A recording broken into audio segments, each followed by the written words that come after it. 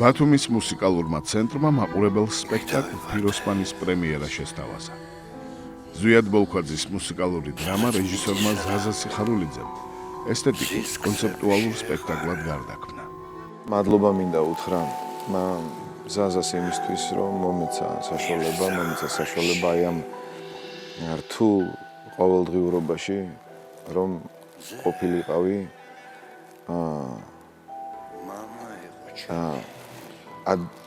ისეთი ადამიანის გვერდით, რომელიც ღმერთთან ძალიან ახლოს იყო, ფიროსმანის გვერდით. მიცა დედა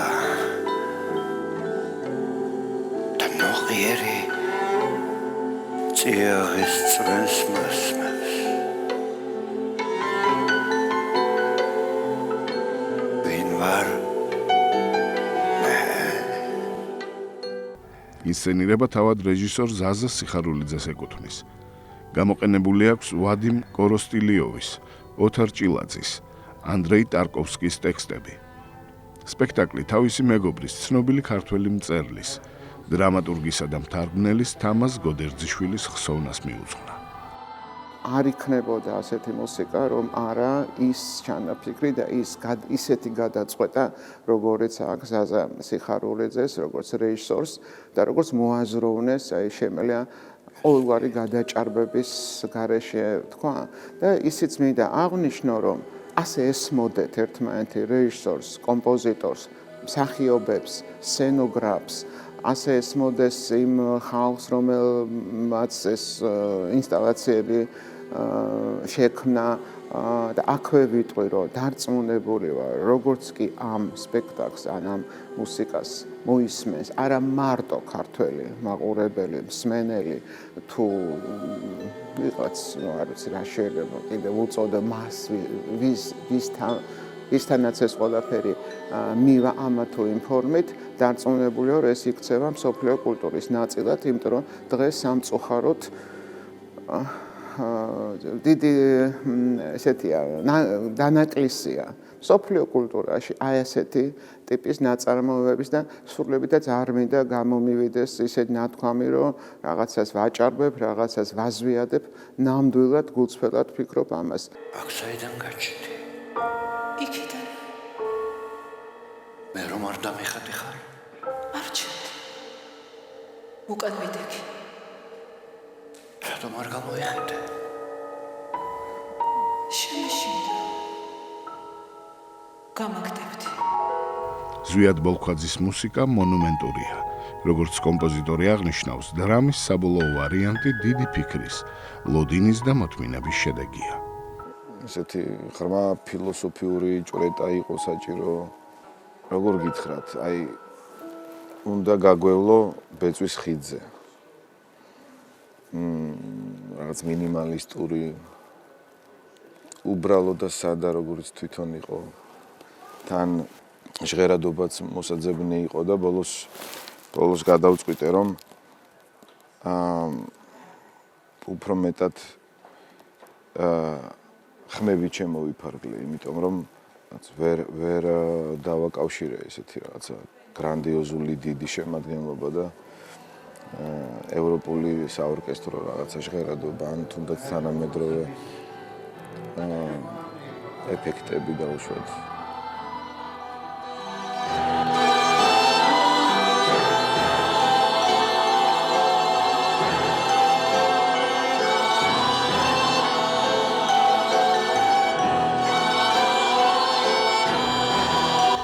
კომპოზიტორი იყენებს შერეულ გუნდს, სიმებიან და დასარტყამ ინსტრუმენტებს, როიალს და ვიბროფონი. ვიბროფონი, რომელიც რაღაც აი ნიკალას პირველ სცენაში გაჟღერდა, რაც მინდოდა რომ ყოფილიყო აი ეს თბილისური ყაიდის რაღაცა ჟღერადობა, თუმცა არა არღანის, არამედ რაღაც ვიბროფონმა მომცა ამის საშუალება და როიალმა.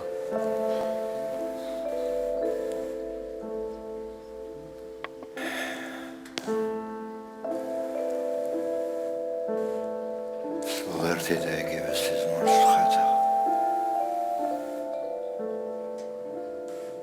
ყოველთვის.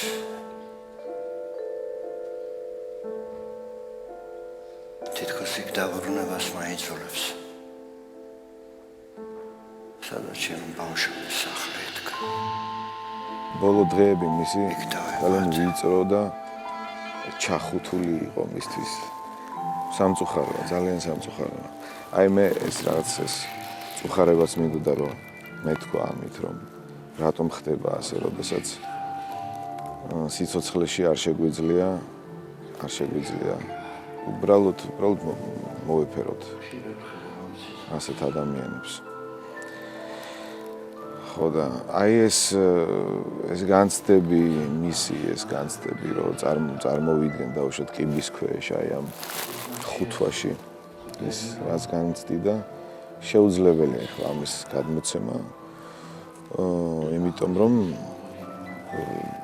მარტო გააზრებით ვერ გაძლებს ადამიანი, ვერ გაუძლებ ამას და ხშირად ხედავ ამ სიზმარს.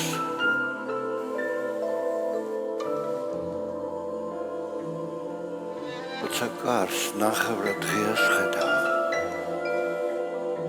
სიზმარშიაც ხვდები რომ მესისმრება და გახვეწების მოლოდინი მანახვლიანებს. ჩემთვის ეს პროცესი იყო კიბის ქვეშ ყოფნა. არ ვიცი, აი ყველა ფასეულობას გრძნობ, როცა მის ნამუშევრებს უყურებ, რაც უნდა გქონდეს ქართლს. თუ როგორ უნდა გიყვარდეს შენი ზოგადად ქვეყანა და შენი ხალხი, ამას ხომ ისე ვერ გააკეთებ. ამ სიყვარულის გარეშე ის ამას უბრალოდ ვერ შეძლება. ასე რომ მადლობა მინდა უთხრა ფიროსმანს, იკალას იმისთვის რომ შეძლო, გაძლო, გაუძლო აი ამ ყველაფერს და დაგვიტოვა უდიდესი სიყვარული, უდიდესი საფიქრალი, უდიდესი მაგალითი. რატომ დახატე წითელ პერანგში? ამ პერანგის გადამკიდე თევზი აღარ ეკარება. ასეთი პერანგი არასოდეს არ მქონიაო. კონდა ჩემი თვალით ნახე წითელი ეცვა. შენზე უკეთ არის ის ეცვა თუ არა? რატომ იტყუები? ქვეყანას რატომ ატყუები? კონდა ჩემი თვალით ნახე. ფიროსმანი ამბავია დიდხელოვანზე, რომელმაც დროს გაუსწრო და უხილავი დარჩა მისი თანამედროვე საზოგადოებისათვის, როგორც ხშირად ხდება ხოლმე. ფიროსმანის პერსონა როგორც ასეთი განყენებულია საზოგადოებიდან. ის დროში უსწრებს მას და ალბათ თანხმდრა საზოგადოებასა და პერსონას შორის, როდესაც მიუღებლობა რაღაც მომენტში, ალბათ აქ ხდება არა გმირისგან გამომდინარე, მაგრამ ეს ადამიანები მართლაც ცოტა სევდიანები არიან. სევდიანები და ადამიანები, რომლებსაც შეუძლიათ მარტო ყოფნა, მარტო ფიქრი. ვიხარში. ია. ფესვიანად მოგლეჯილი. შინმიდანამდე სუნდა კარგული. ხელში დამჭკნარია.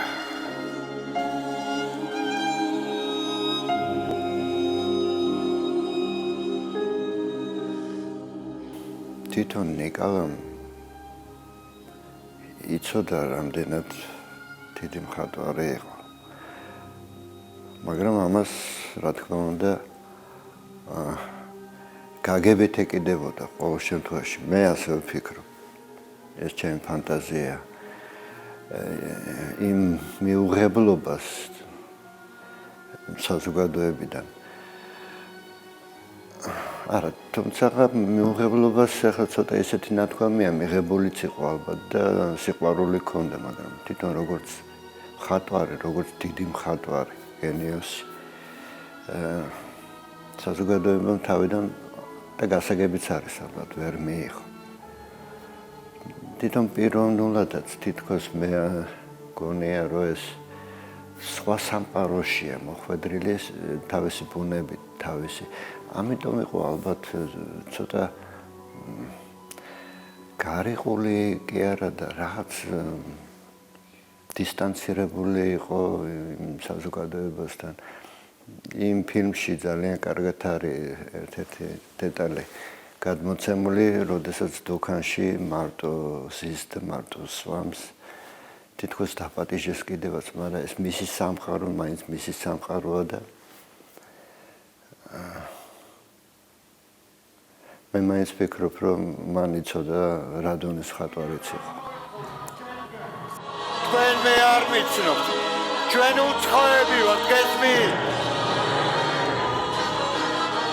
აი ეს არასოდეს დამიხატოთ და მაინც ჩემთანა თქვენ ზურგს უკან იმალებოდა იცდიდა და სწორედ მაშინ გამოწვე, როცა საჭიროა. გესმით?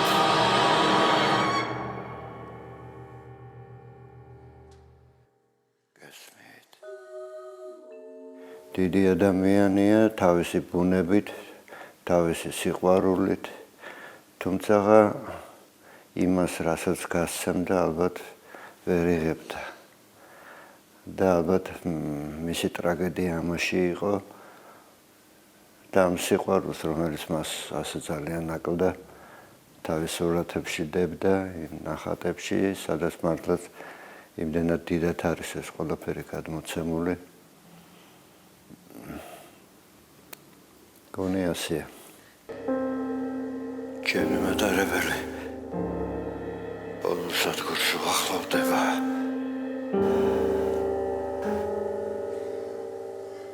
იქიდან აღარ დაბრუნდება. უბედურება იმაშია, რომ აქეთ მგზავრობის ფული ვერ ვიშოვე. იქეთ უბილეთოთ ვიმგზავრე. აქეთ უბილეთოთ ვეღარ დაბრუნდები. სირცხვილია. სპექტაკლი ფიროსმანის სიცოცხლის უკანასკნელ საათებზე მოგვითხრობს. მომაკვდავ მხატვარს სიკვდილი ეცხადება. აი ამ გზაზე მას მოევლინება სტუმარი, ჩემი სახით, სიკვდილი, ანუ ოღონდ არა როგორც რაღაცა დასასრული. არამედ რაღაც ერთგვარი თითქოს გამცილებელი, თითქოს მოსაუბრე და სიკვდილი, რომელიც აი ამ თავის ცხოვრებას აჩვენებს კადრებად. მაგრამ მე ვარსებობ. ცოტა ვარ. სულ ცოტა. ერთი ციცქნა. ადამიანს ერთი ციცქნა ტილოს ნაჭრითაც შეიძლება აუხიო თვალები ისე, რომ ვერაფერი დაინახოს. გინდა? ასეთი ტილოს ნაჭრით აგეხვიო თვალები. მე მგონი შინამ ასე დიდი ხანია უცნებ. ხელოვანი და სიკვდილი დიალოგისას მარადიულ პრობლემებს ეხებიან. ტექსტი ღრმა და ფილოსოფიურია. სუხე ტექსტია, რომელიც იძლევა საშუალებას კიდევ უფრო მეტად დატვირთო და კიდევ უფრო მეტად დახუნძლო ამ რაღაცა იდეებით და ქვეტექსტებით და სათქმელებით. იცი რა, როგორც კი მოიშინაურებ ტექსტს და როგორც კი შენ სულში ხელს მოაფათურებ და მოძებნი იქ, აუცილებლად იპოვი და აუცილებლად იქცევა ეს ტექსტი შენად. გააჩნია, ეხა შენ რო დაიწყო ამ ტექსტის წაკითხვა, დარწმუნებული ვარ, შენ სხვანაირად წაიკითხავ. კარგზე ცუძე არ ვსაუბრობ, უბრალოდ შენ სათქმელს მოძებნი, შენს ტკივილს მოძებნი და აუცილებლად შენეული იქნება. და ასე ნებისმიერი. ამიტომ რაღაცა ჩვენ დავიწყეთ ჩვენს სათქმელთან და ჩვენს ტკივილებთან და ჩვენს სურვილებთან გადაკვეთა და დაკავშირება ამ ტექსტის. აი, ამის გასაღები ეგ არის. რატომ ხუჭებს ადამიანი თვალებს, როდესაც რაღაც ტკივა ან სიამოვნებს. იმიტომ რომ ცოტა ხანი მაინც გამოიყო სამყაროს. მარტო დარჩეს თავის წუხილთან. ან სიამოვნებასთან. რომელსაც მაინც ვერ გაუზიარებს ვერავის. სიკვდილიც ხო ისეთივე შემადგენელი ნაწილია, როგორც სიცოცხლე ცხოვრების.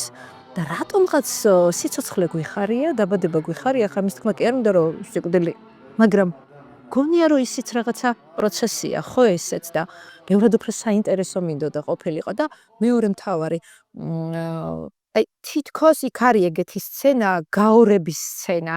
აი მინდოდა რომ მარტო სიკვდილი არა, თითქოს აი ბედის წერა და შინაგანი ხმა, რომელიც ჩვენ ხო გვაქვს ადამიანებს ცხოვრებაში და რაღაცას ფიქრობ და მე ვფიქრობ, არ ვიცი ხა ეს გავაკეთო, აი კაი რა, რას ფიქრობ, ხა აი რა სისულელეს ამბობ, ამ პირიქით, ვა რა მაგარი აზრია.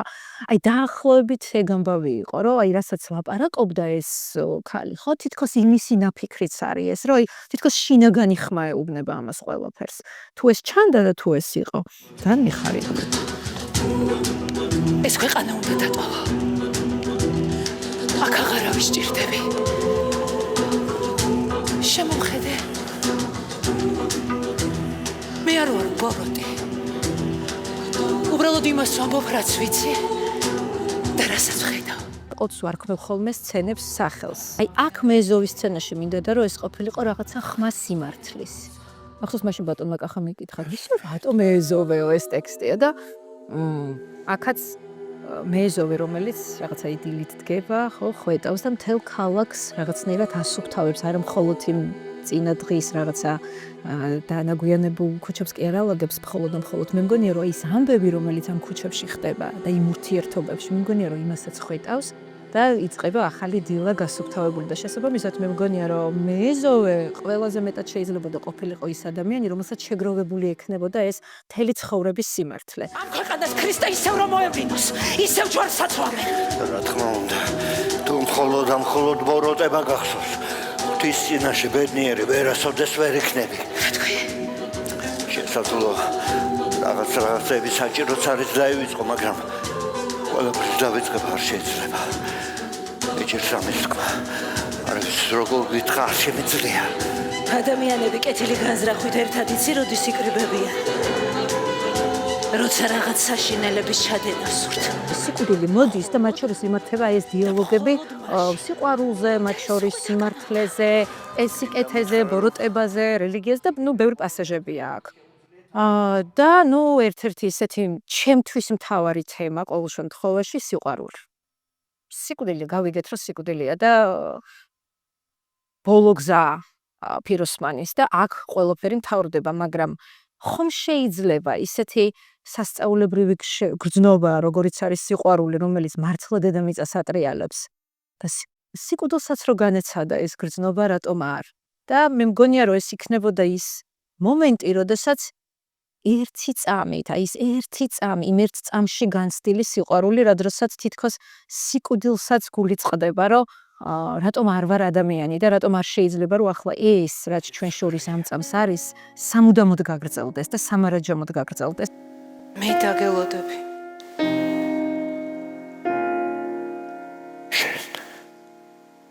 დაგელოდები.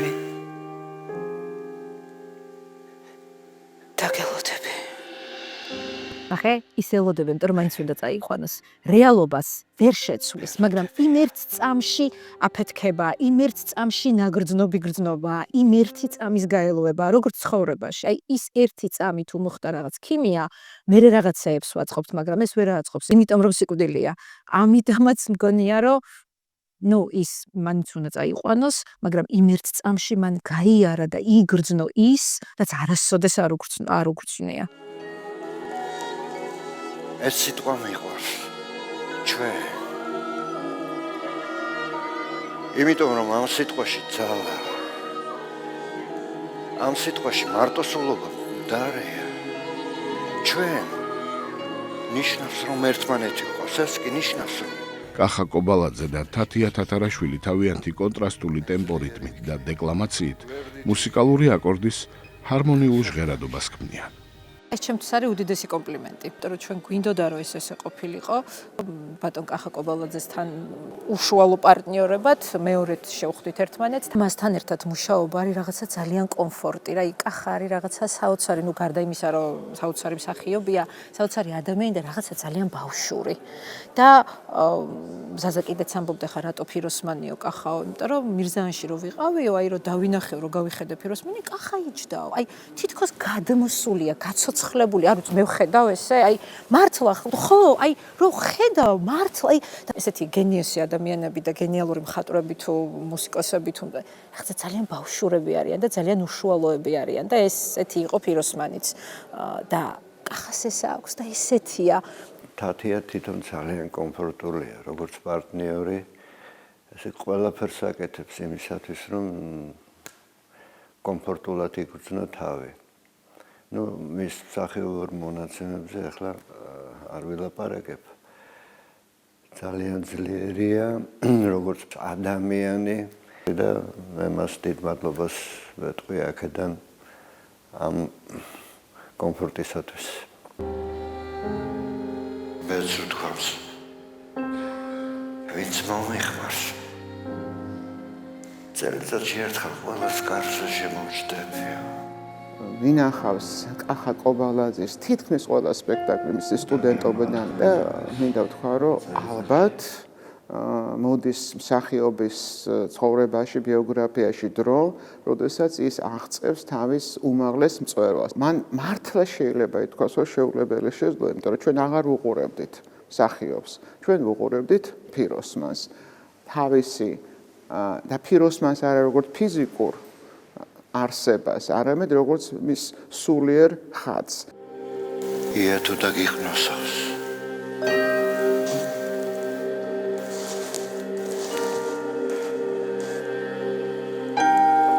აი ია აქედან იწყება ადამიანი. ისევე შემიძლია ვთქვა, რომ თუ სიკვდილი ასეთი მშვენიერია, როგორც არის თათარაშვილის სიკვდილი, რომელიც არა მარტო ფიზიკურ მშვენიერებაზე მაქვს საუბარი, არამედ მის შინაგან დამოკიდებულებაზე, თვით სიკვდილის დამოკიდებულებაზეც კი ფიროსმანის მიმართ, თათია ძალიან ახალგაზრდა და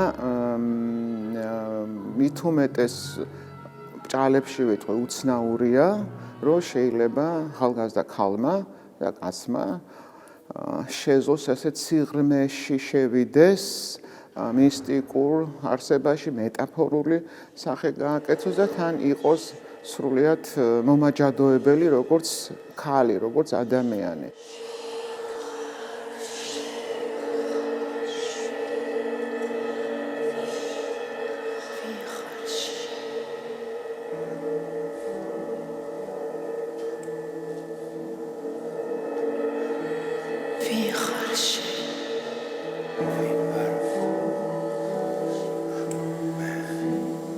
ჩვენ რეალურად ადამიანები ჩვენ თავს სინამდვილეში არ ვიცნობთ.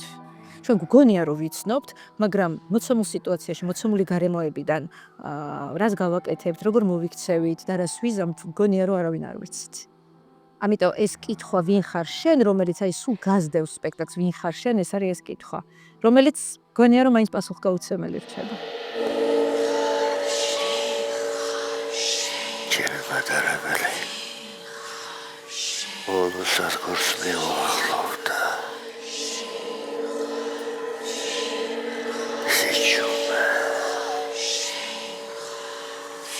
სიჩუმე ის არის, როცა შენ ზირგვლი 4 კედელია და კარები არ არის, ვინმე რომ შემოვიდეს. ვინმე რომ შემოვიდეს და კითხოს, ვინ ხარ?